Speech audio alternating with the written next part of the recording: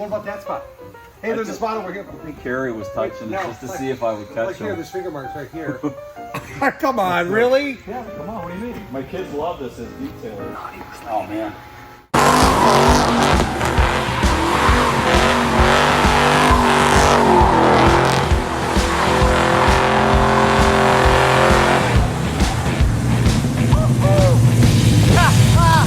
Man, it's just a cool car.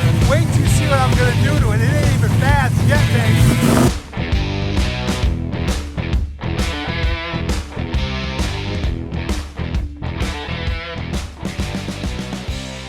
I'll meet you back at the shop. If you love hot rods and muscle cars, man, you are gonna love Studio Hotrods. I'm so excited to get a chance to show you around my cool shop. We do restorations, we do complete builds, we do dyno tuning.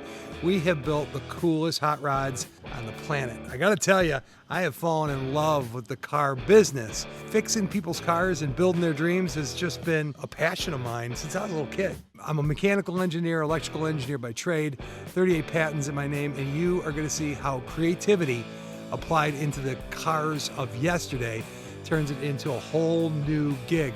You know what I've always said? Technology changes everything.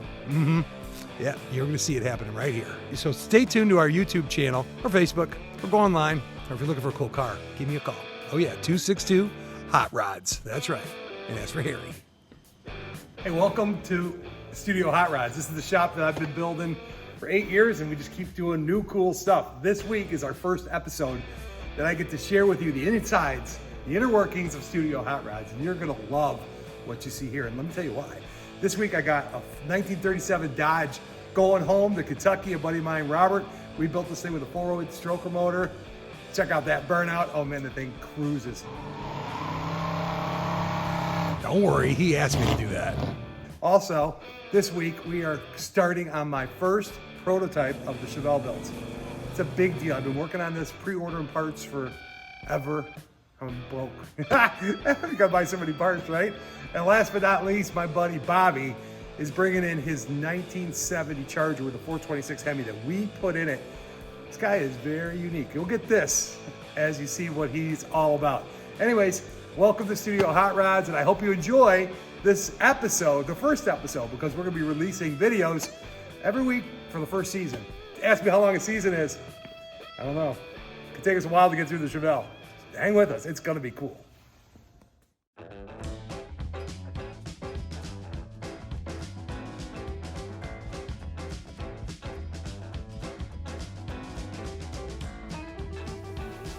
What's that mean? That means stop. Stop. Okay, ready? Okay, so here we are, about to split the 1937 Dodge away from the chassis jig. It's kind of a momentous occasion for us.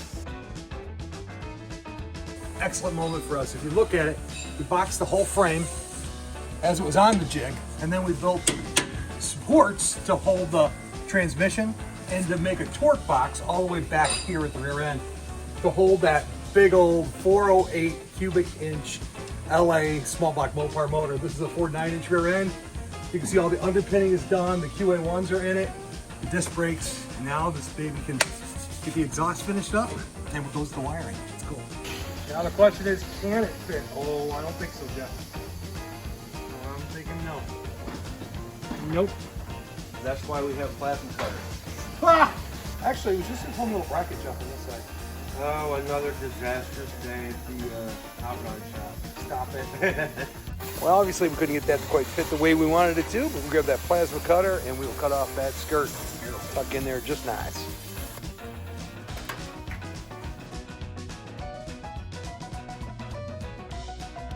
So now that we got the body off the chassis, we can TIG weld the top part of that C-channel. Okay, the fun part starts now. After we got it running, we get to drive tune that bad boy. That drive tuning is more than just making the motor run right. It's about making the driving experience amazing. We're gonna use the original patina of the truck and modify it. Then we're gonna put a clear coat over it, and we're gonna add in the airbrushing of the whispering wings. So we tie it all together. We're gonna make it beautiful and durable by putting that clear coat over the top. Also, we're putting our logo on it in a couple spots. It's awesome.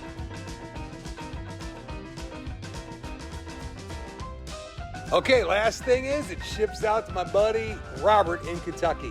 He's a dirt track racer, and this should be the dream truck of his life. It's a once-in-a-time opportunity for us to build something so cool, and it's a real honor for us to be able to build it for Robert.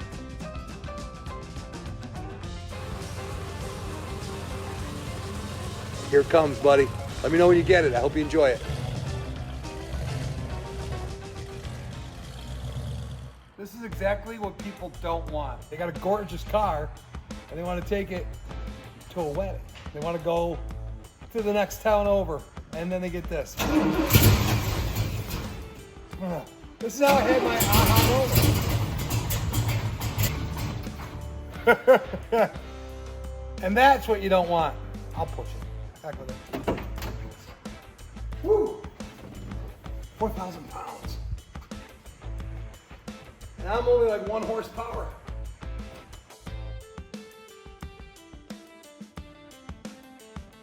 There. If you love hot rods and muscle cars, man, you are gonna love Studio Hotrods. And I've come to learn something kind of big, and I've had this like aha moment. It's a revelation. I've had it 2 times before too. Back in 1988, I was one of the first guys on the planet to come up with recycling laser printer cartridges. 1988. I looked at these laser cartridges. I said, if I could rebuild a carburetor, man, I bet you I could rebuild that cartridge. It turned into a huge industry. After that, I started recycling inkjet cartridges, and I came up with the idea to do it in a retail store. If you ever been to a Walgreens store and saw how they had that in their photo department, that machine is called the Nicodem. My last name is Nicodem. I invented it, patented it, and put it in those places. I've also built golf products, worked with Carol Shelby. How cool is that? It's crazy. But anyways, a remanufactured laser printer cartridge is something where you just take a really good core and you strip all the parts out of it, you put all new parts into it, and you remanufacture it, you test it, and you ship it out the door. We were doing 50,000 of these cartridges a month. I got a goal with the cars. I want to do 1 a week. It's going to take a while to get there. Lots of challenges. I'm getting deep into it. I'm actually selecting my number 2 car right now, which is this one, and it's going to be gorgeous. What makes it different is every component is new. Let me walk you through that. It has a 3-year, 36,000 mile bumper to bumper warranty. What? Except for brakes and clutches. You blow the clutch out, or you smoke the brakes or the tires, that's on you. However, I'm gonna build it to be so reliable and so easy to service. From the Tremec TKX transmission that we're gonna use on the first build, I've also ordered a GM LS3 right from the factory. We've also got a full set of Dakota digital gauges, so it's gonna be all digital gauges. I'm working on different types of seats. I got my Recaros coming in. We got some Pro cars. We got some Sparcos. We got the OEM seats. I'm actually gonna make a really cool seating area over there in my display room as we build the cars out. So you can come and put your butt right in the comfy seat and see what you like. Body comes off the chassis. Chassis gets media blasted and then gets totally reinforced and boxed along with all the underpinnings, which means upper, lower tubular control arms, rack and pinion steering, 4 9-inch rear end, everything, the brakes, the fuel lines, the brake lines, the emergency brake cables. And we do have the coolest hot rod shop on the planet, and you're gonna see that as part of this too.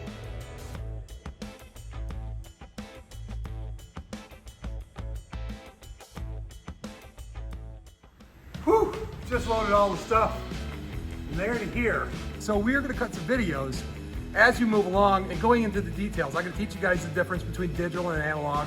I'm gonna show you how the components go together as we go ahead and start ripping this car apart. But anyways, these are the components that seem to make the most sense. The new Tremec's there, Vintage Air, we got the Unisteer for the rack and pinion steering, that's QA1, Dakota Digital. So the first thing we're gonna do is get rid of all the fluids. Dig in this bad boy. Anyways, I'm gonna start taking these bumpers off. Succulator, it's called the succulator. Actually, that vacuum device sucks the brake fluid out. So we're just pulling the brake fluid out. I loosen up the bumper. Ooh, is a little loosen that up. I loosen that up, now I just gotta disconnect the wires. And the right idea, because we're getting all new wires, is to actually cut the wires, but man, does that make me sick. Oh God, I hate this. Oh, sad. Ugh. Ugh. Nice set of rims for sale. And then I got a bet over and under on 15 minutes for these Chris to get full bolts up. So we'll just sit here and watch. Like, got No, don't cut.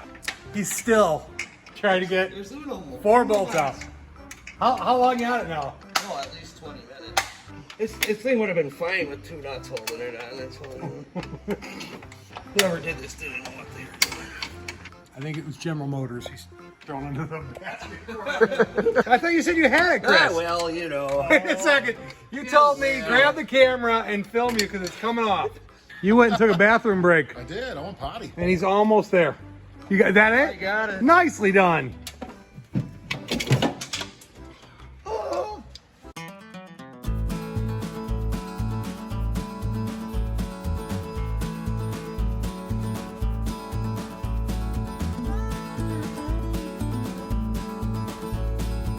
Just to let you know, we did it this way because it's not the conventional way. Because I'm trying to set up a factory to produce one of these a week, I'm trying different approaches in different ways about going about doing it. It worked, it's successful, there's no damage to it, and we'll see what's actually better when we do number 2, and they're both reassembled. So it's not, this game ain't over yet. Hope you enjoyed it, and if you have any questions, shoot us a comment, shoot us an email. If you want that 427, just let me know. I might have it for sale. All right, thanks. Might have made a mistake last night. I was out having dinner, and a guy's got a Blazer. He's like, I've seen your Blazer. I saw the video on it. I could drag that thing around like a rag doll. Really? It's got like a big Blazer. What do you think? Good idea? Bad idea? No, it's not a good idea. It's not a good idea. No, that thing is scary. Pull it around. I would. Well, remember when I pulled Tom's truck backwards? Yeah. I did that with the diesel. That was a little different. I think I got it. We'll see what it looks like.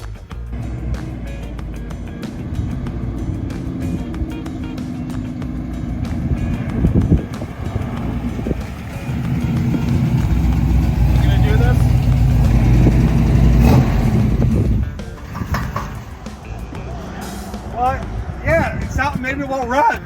I could win that way. What was that? A diesel? Is it a diesel? I don't know. 4D. Good morning. Let's go. Good morning, Beth. Good morning.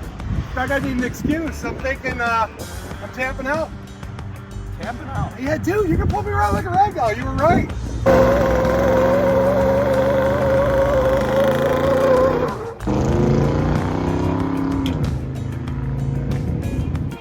I got out of it.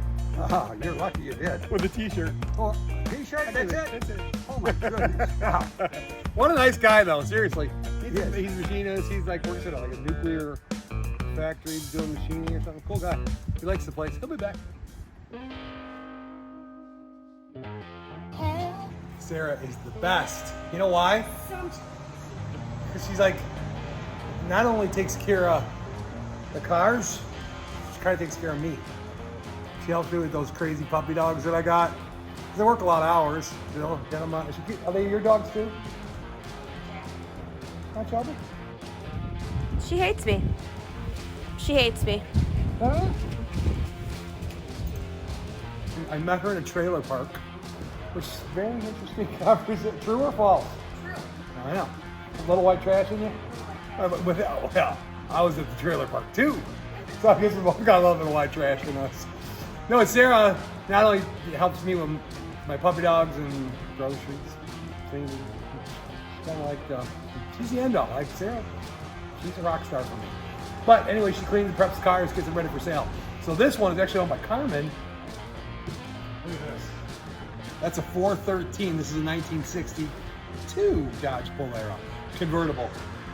Now we're cleaning it, and I'll put it up for sale. But every car that we get, that we sell, we actually go through and I disclose everything I know about the cars. And I don't know much. We check them out, we run them, we drive them, and then we disclose it both sides of the fence so everybody knows what they're getting. And then you don't have an auction fee. We do make a commission when we sell them, but we do bring value to the table, so it does make it better. I always talk about my shop, but I don't tell you actually what we do. So this is a consignment car that will be going up for sale. And Sarah makes it real pretty. Come on, let's go to the shop. So that's an 80 Z28 that's actually shipping to the Cayman Islands. We'll touch on it later, but we are doing kind of a custom build with a billboard style fuel injection, which is actually made by Borla on a brand new 525 horsepower LS3. O.J. Simpson, look at the gloves.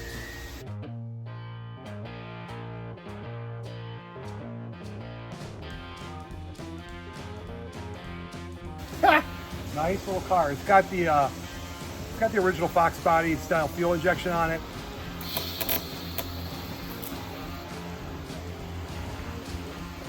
This guy's a pilot, and he's got a bunch of friends that are pilots, and like all come to me to fix their stuff. It was like pulled out of like a garage, been sitting forever, and he's like, "Got to rebuild the motor. This is what I want you to do." Turns out we did a compression test and a leak down test on it. The motor was great, and he's been driving it like crazy and having a ball with it. But if you look at the stance, we got all those nice tubular control arms on it, the big sway bars on it, a nice set of brakes on it. Whole different animal. He didn't go with the overdrive like I told him to yet. He will. Again, what does the shop do?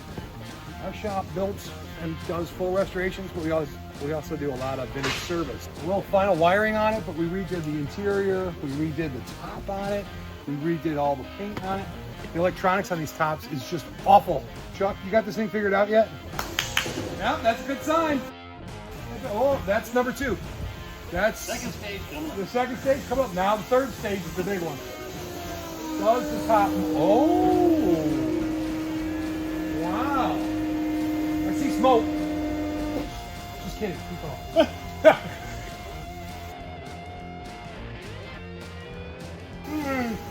It's like watching Chris work. Not smelling anything burning. That's a good sign. Wow, third stage coming down. I'm impressed. So I got to get the blanket off the lift because Bobby's coming in. That I'm pretty excited. You know, we did a lot of work to that car. It had the motor was pooched. It was 426 that was in the original to the car, but we actually took it out, sent it to a machine shop. We actually had the machine shop assemble it, and then we sent it to Opel Engineering to get it dyno. Dyno over 600 horsepower. We put a TKO overdrive transmission with that thing because the 727 automatic was smoked. Then we had to put in the hydraulic clutch system in it. We put in 3-inch fusion weld, stainless steel exhaust. We did headers on it. We did a lot of work to that car. And now Bobby does this. Not like bye, see you later. He just loves to clean that car. Man, he's quiet. Bobby or the car? Both right now.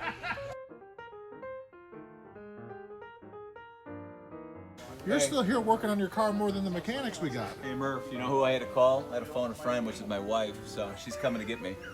I don't think I saw him leave last night, and it's Saturday morning. Come on, let's go find him. Bobby! Bobby, did you sleep here last night? No, I'm fresh now. Are you sure? Took a shower. Yeah. Did you clean any more this morning? No, Can I boot you? it's time to leave. Brother's got a hug, man. We're gonna bro hug. You see him what a hack you are when you're not doing it. Oh man, there we go. Busted. I missed it, man. I missed it. Not very early. Hey, what about that spot? Hey, there's a spot over here. I think Harry was touching it just to see if I would catch Like here, him. there's finger marks right here. Come on, really? Yeah, come on. What do you mean? My kids love this as detailer. Oh man. He's a good cat. That thing's got a 426 Hemi bored and stroked. I think it's like a 524 or something like that. Let's see how it fires up. So when I was first getting back into the whole thing with the cars, in my garage I had a heater and I had my regular car, and I was all worried about the slush. And through connections and really good people, I found the guy through Car Capsule. I believe his name was Phil, and we got connected. It was just as he was starting his company, and he had shared the video with me with, I think it was out in GM. They have these factories with just bubbles. So we came in, first met Dave, and Phil was here at the time, and the aspect was my wife was with me. She blurted out, "Well, yeah, he's got a bubble." And so yeah, I absolutely cringed. It was one of those moments where your nickname sticks, and yeah, that ended up being me, Bobby Bubble. Literally, we're looking for the touch-up paint. It's not even under my name, the code, it's under Bubble. It's been incredible though. Yeah, the guys here, it's been really good. It's family.